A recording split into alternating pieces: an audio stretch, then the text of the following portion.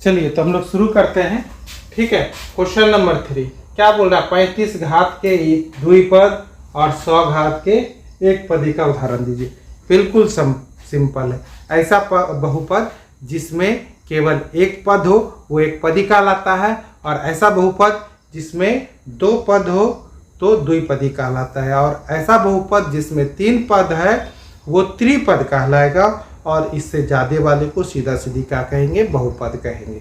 Clear है, ये बात समझ में आया होगा। तो मेरा पहला कंडीशन, क्वेश्चन का पहला कंडीशन है कितना घात, तो 35 घात।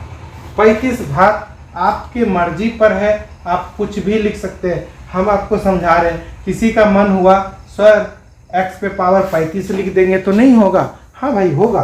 कोई बोलेगा सर a पे पावर 35 लिख दे तो नहीं होगा, तो हाँ होगा।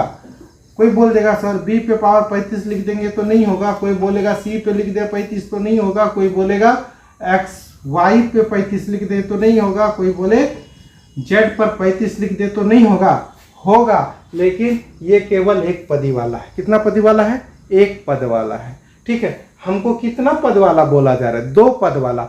आप पे डिपेंड करता है कि आप इसके बाद कुछ भी लिख दे वो 2 पद में होगा, चाहे प्लस में लिख दे या माइनस में लिख दे।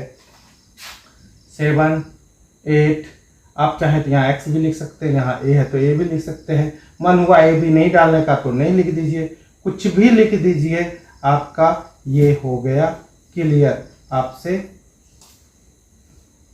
सॉरी, ठीक है, z भी लिख सकते हैं।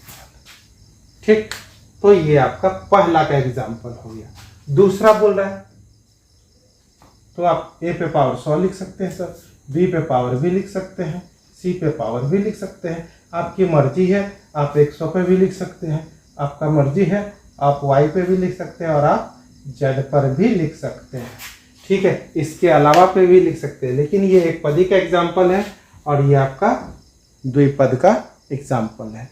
आप इस तरह का कुछ भी लिख दें तो ये आपका क्लियर हो जाएगा। ठीक है, उम्मीद है कि ये आपको समझ में आया होगा। ठीक है, वीडियो अच्छा लगा तो लाइक करें, शेयर करें, कमेंट करें। Thank you.